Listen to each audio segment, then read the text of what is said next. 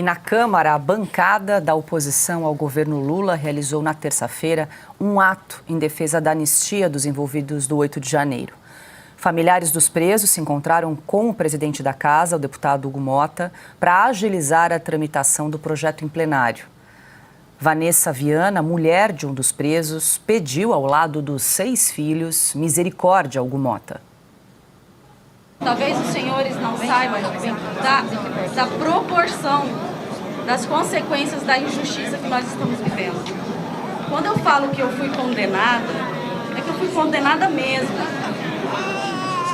Eu sou servidora pública há 15 anos e o meu salário do Estado foi bloqueado. Se houvesse um equívoco, uma injustiça, um erro, rapidamente o judiciário era para devolver o meu salário, desbloquear. Sabe o que aconteceu? Até hoje o meu salário está bloqueado. Estado brasileiro, como vai sustentar a minha família? Misericórdia, Hugo Motta. Eu peço misericórdia por mim e por todos os presos e foragidos políticos. Misericórdia, Estado brasileiro. Mas se eu não tivesse ajuda, meus filhos já estariam mortos. Mas graças a Deus, eu tenho ajuda e eu estou aqui para suplicar. Eu estou para suplicar a misericórdia de Deus e dos senhores. Deputado, presidente Hugo Motta, misericórdia por mim e por todas as famílias que sofrem. São crianças que nasceram e não viu o pai. São crianças que estão crescendo desprotegidas sem a presença do pai ou da mãe. Jane Duarte, mulher de Clériston da Cunha, conhecido como Clezão, que morreu na cadeia, também apelou pela aprovação do PL da anistia. Eu sou a Jane do Clezão, a viúva. Sinto a dor da perda do meu esposo.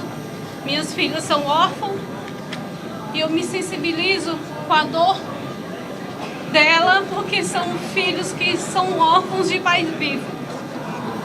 E eu venho gritar aqui, a anistia já. Chega de tanto sofrimento, chega mais de tantas famílias sendo aterrorizadas da forma que estamos sendo.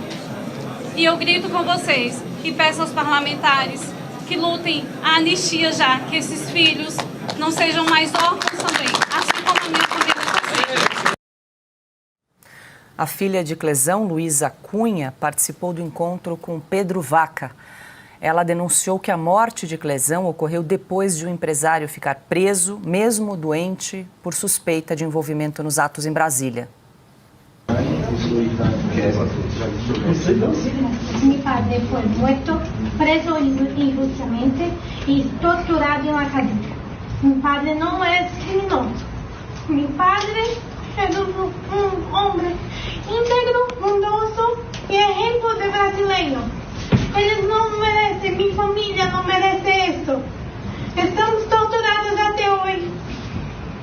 E não é fácil viver isso em Brasil. Por favor, nos ajude. Por favor.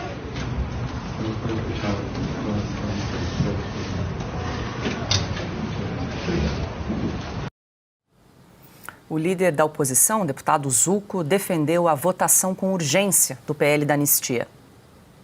Mas acredito que nenhum assunto é mais urgente ou importante do que a censura, a perseguição e o abuso de poder que estamos experimentando no Brasil.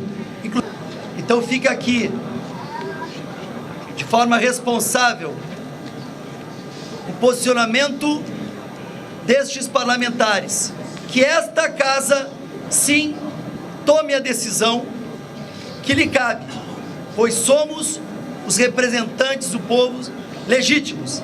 É aqui que se define a pauta da anistia. Carlo Cauti, muito boa noite, seja bem-vindo. Olha, são depoimentos que tocam fundo o coração, são tristes, lamentáveis, o relato aí, vamos dar nomes, né, porque a gente tem que dar nomes ali, a Vanessa Viana, mãe de 6 filhos, que está com o salário congelado em razão do marido, que está condenado pelos atos do 8 de janeiro. Enfim, esses eventos são extremamente importantes para chamar a atenção. Que lei justifica isso?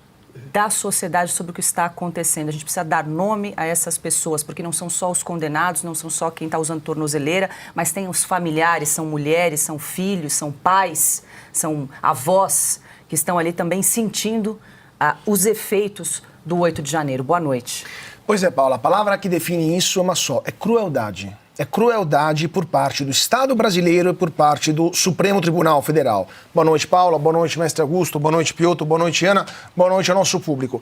É apenas crueldade. Não precisa nem de uma lei que não existe para aplicar um absurdo como esse. É apenas uma moral, um mínimo de moral, um mínimo de piedade, um mínimo de bom senso também com uma mulher que tem 6 filhos, que é funcionária pública, servidora do Estado e que aparentemente não tem envolvimento com os fatos e somente porque o marido estava lá, e por sinal o marido ainda, não sei se já foi condenado, e mesmo que fosse o processo ilegal, porque não era o Supremo que tinha que condenar, mas a primeira instância do Distrito Federal, e mesmo assim as contas bloqueadas e o salário congelado é o dela. É um absurdo sem tamanho. Um caso como esse, levado frente a qualquer tribunal internacional de defesa dos direitos humanos, condenaria imediatamente o Estado brasileiro a ressarcir de forma total e com danos pesados essa senhora. É indefensável um comportamento do Estado brasileiro em relação a uma pessoa com 6 filhos e que não tem o dinheiro para sustentá-los. É em violação de todo e qualquer tratado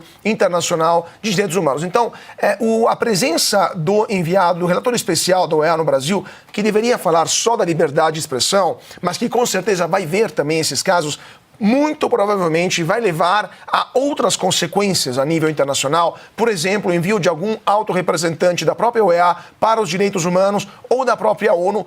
O mundo vai começar a olhar o que está acontecendo no Brasil. E provavelmente essa movimentação do Jacques Wagner, do Múcio, de uma certa ala da esquerda, eles estão percebendo isso. Porque vai ficar muito feio para quem está hoje no poder no Brasil, para o próprio Supremo Tribunal Federal, defender esses casos de tortura. Porque isso aqui é equiparável a uma tortura. Tirar o provento de uma senhora com 6 filhos sem nenhuma base legal, isso só tem uma palavra, é crueldade e tortura. Então, isso aqui, alguém vai ter que pagar por isso que está acontecendo. Alguém vai ter que responder, vai ter que ressarcir os danos para essa senhora, mas também vai ter que responder frente à justiça para esse tipo de abusos da lei. E, obviamente, isso vai cair nas costas, nos ombros do Supremo Tribunal Federal, que decidiu isso. E todo mundo que junto assinou, juízes que colaboraram com isso, por exemplo, juízes, colaboradores do Alexandre de Moraes, que no caso da Oeste queriam usar a criatividade, que só que fizeram no caso dessa senhora e de outros presos ou de familiares do dia 8 de janeiro. E só para terminar, Paula, o Brasil só se pacifica com a anistia. E nos últimos 100 anos, ou mais ou menos desde que o Brasil se tornou uma república, pelo menos outras 40 vezes, governos diferentes, que eram ditaduras, eram democracias, o Juscelino, o Getúlio, a própria ditadura militar, aplicaram anistias. Então, a única forma de pacificar esse país é uma anistia e somente isso vai eventualmente conseguir normalizar a situação política e social desse país. Até então, continuaremos com uma tensão constante que não vai levar a nada de produtivo para a nação brasileira.